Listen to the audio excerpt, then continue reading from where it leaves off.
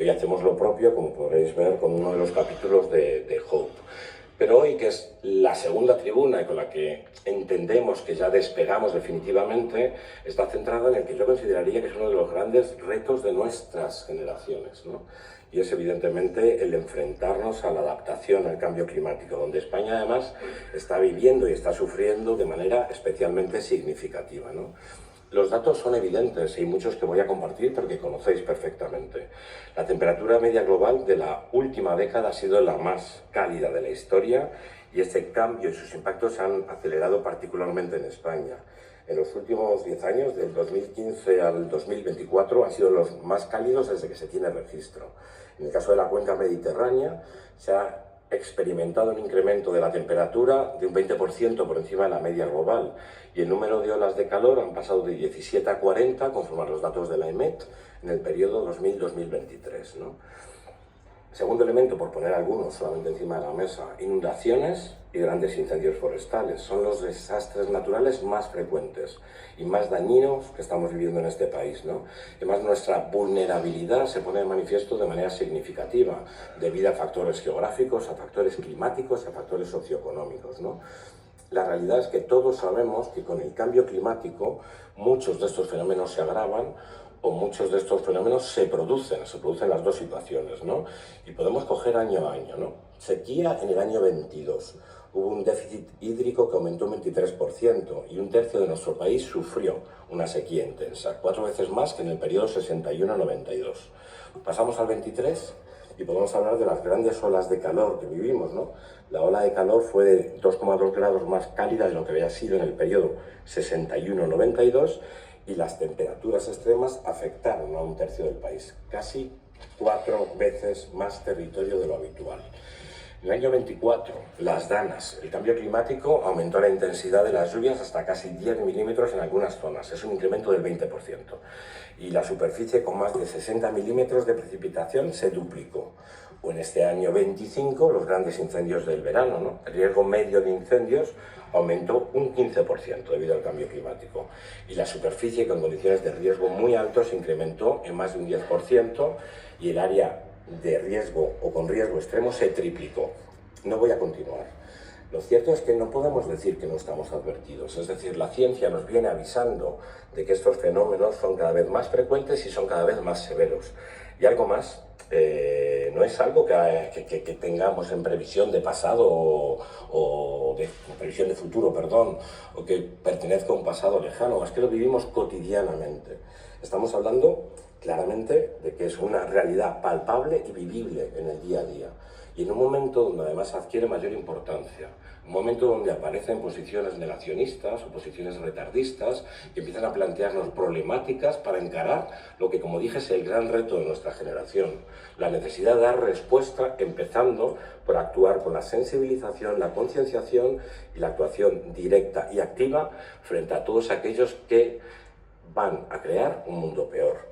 Los científicos del CSIC lo han dejado muy claro. Han constatado que el cambio climático ha tenido influencia en los 10 casos más estudiados de eventos meteorológicos extremos de más impacto y más recientes en España. Y creo que lo importante, y dejo un poco este planteamiento pesimista, es empezar a hablar en positivo. Sabemos y conocemos cuáles son los sectores donde debemos actuar, cuáles son sus emisiones o cuál es su impacto. Hemos de actuar sobre el transporte, la industria, la agricultura y la ganadería, la electricidad o el sector residencial. Sabemos claramente que hay que modificar el modelo económico y el modelo productivo. Sabemos de una manera fehaciente que tenemos herramientas para poder revertir este proceso.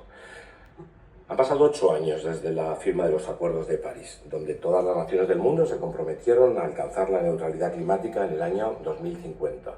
Y tenemos un informe elaborado por la Fundación Bertelsmann en Alemania que sí pone de manifiesto que hay una serie de países, los países nórdicos y España, que están encabezando en este momento los mejores resultados para este esfuerzo colectivo. El informe examina fundamentalmente 3 áreas. Examina el desarrollo de un sistema descarbonizado para 2050, la implementación de marcos coherentes de política climática y la preparación para una economía circular. Tenemos ejemplos claros En eficiencia energética podemos hablar de que en el 2024 en este país ya se consiguió generar el 56,8% de la electricidad anual con energías renovables, y en lo que llevamos de 2025 estamos prácticamente igual, en el 56%. El objetivo marcado por el gobierno es el 81% para 2030, y ese avance a día de hoy parece imparable. Un sector cuestionado, la movilidad sostenible. Movilidad sostenible en este año 2025. Las ventas de automóviles electrificados, es decir, híbridos, enchufables o eléctricos puros, ya representan casi el 20% del mercado en lo que va de año. Y han subido 8 puntos porcentuales, con lo que sabemos que hay vías de actuación y que hay vías de incorporación de ciudadanos responsables a estas prácticas o a estas políticas. Pero esto no significa que no quede mucho por hacer, queda mucho por hacer. Como decía, vivimos un momento donde tenemos opciones políticas que ponen en cuestión los avances y las agendas verdes.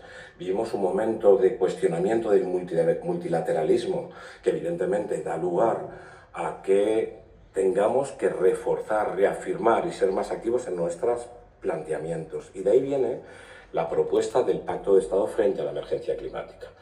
Esa propuesta, si pretende algo, es implicar a todos, implicar a todo el sector empresarial, sindical o social, al sector ecologista y al conjunto de la sociedad en un reto que nosotros entendemos que es un reto país, para poder afrontar de una manera firme, de una manera decidida y de una manera efectiva las emergencias que están aumentando y ese modelo económico tradicional que en el fondo pone en peligro nuestra supervivencia. Estamos hablando de salud también, porque el número de muertes ha sido de más de 2.000 personas motivado por el cambio climático. Y estamos hablando de economía, porque las pérdidas materiales han sido de 32.000 millones de euros durante este periodo. Lo mismo se dedicó por la Administración a la educación pública en este país. Es algo digno de ser reflexionado.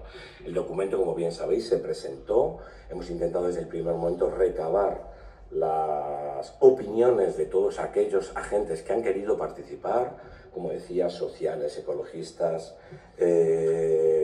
todo tipo de ONGs, ciencia, comunidad científica.